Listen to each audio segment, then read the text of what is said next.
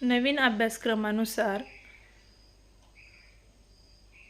इयत्ता 4थी विषय मराठी संपूर्ण स्वाध्याय पाठ 4 आभाळातील फरकंड्या।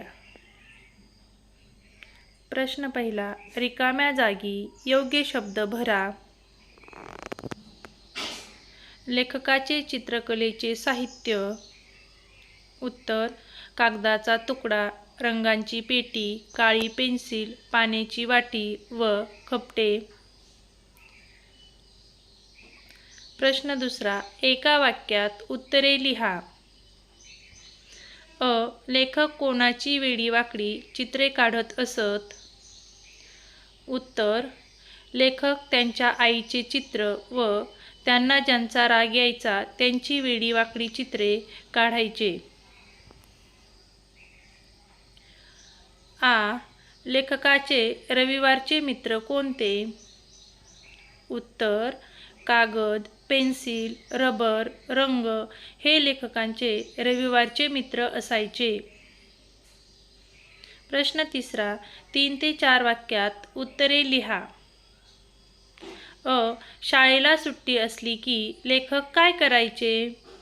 उत्तर, शाळेला सुट्टी असली की लेखक गावावरून आलेली रंगपेटी आणि कागदाचा तुकडा काढून गुपचूप गच्चीवर जाऊन बसायचे। सोबतीला रंगाची पेटी व काळी पेन्सिल घेऊन चित्र काढायचे। आ. लेखक चंद्र सूर्य चित्रे केव्हा काढत असत? उत्तर, लेखक वर्गात गुरुजींनी दिलेले चित्र काढताना चंद्र व सूर्यांची चित्रे काढत असत। ई. आकाश रंगवताना आकाशाचे रंग कसे बदलत गेले? उत्तर, आकाश रंगवण्यासाठी लेखकाने घेतलेले रंग एकत्र होत असत, त्यामुळे आकाशाचे रंग बदलत गेले।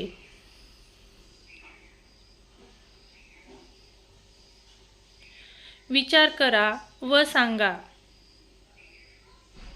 प्रश्न पहिला, रिकाम्या वेळेत तुम्हाला काय करायला आवडते? उत्तर, रिकाम्या वेळेत मला गोष्टीची पुस्तके वाचायला व चित्रे काढायला आवडते। प्रश्न दुसरा, चित्र काढताना रंग नसतील तर याबद्दल तुमचे मत सांगा। उत्तर, चित्र काढताना रंग नसतील तर मला चित्र काढताना आनंद होणार नाही व माझे चित्र व्यवस्थित दिसणार नाही। 3. तुम्ही या पाठाला कोणती शीर्षक सुचवाल? उत्तर, 1. ढगांची शाळा, 2. गच्चीवरील चित्रे, 3. मी आणि माझे रंग, 4. नभांचे सोहळे असे शीर्षक सुचवेल। लिहिते होऊया। झाडे बोलू लागली तर या विषयावर 6 ते 8 वाक्य लिहा। उत्तर,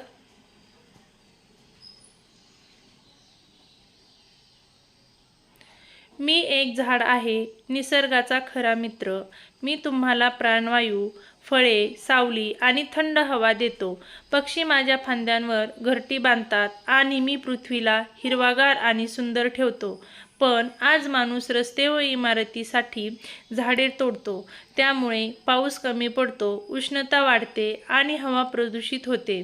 झाडाशिवाय जीवन शक्य नाही, म्हणून प्रत्येकाने एक तरी झाड लावावे। झाडे लावा, झाडे जगवा। 1. विरुद्धार्थी शब्द लिहा। 1. मऊ, कठीण, 2. मित्र, शत्रू, 3. सरळ, आडवा। प्रश्न दुसरा, खालील कोष्टकात काही रंगांची व चित्रसाहित्यांची नावे लपलेली आहेत, ती शोधा, त्यांची नावे लिहा। याप्रमाणे वर्तमानपत्रे, मासिके यांच्यातील शब्दकोड्यांचा संग्रह करा। पांढरा, पाणी, ब्रश, केशरी, पेन्सिल, पिवळा, जांभळा, तांबडा, लाल इत्यादी. प्रश्न तिसरा. दिलेल्या वाक्यातील विशेषणे ओळखा. वाक्य अ. सुजाण माणसे सर्वांना मदत करतात. विशेषण सुजाण. आज मी तिखट भाजी खाल्ली. विशेषण तिखट. इ. जंगलात हिंस्र प्राणी होते. विशेषण हिंस्र. इ. राजा दयाळू होता. विशेषण दयाळू. मैदानावर 18 मुले होती. विशेषण 18. प्रश्न चौथा. नाम व विशेषण यांच्या जोड्या जुळवा व लिहा. 1. तिखट भाजी, उंच पर्वत, बोलकी बाहुली, गोड आंबा, कडू कारले, सुंदर फुले. प्रश्न पाचवा. रिकाम्या जागी कंसातील विशेषणे लिहून वाक्य पूर्ण करा. अ. रस्त्याच्या कडेला टिंबटिंब माणूस उभा होता. उत्तर उंच. आ. हिवाळ्यात टिंबटिंब कपडे घालतात. उत्तर उबदार. इ. बागेत टिंबटिंब फुले होती. उत्तर रंगीबेरंगी. इ. मयूरने टिंबटिंब चित्र काढले. उत्तर अप्रतिम. उ. आईचा टिंबटिंब वाढदिवस होता. उत्तर 30वा.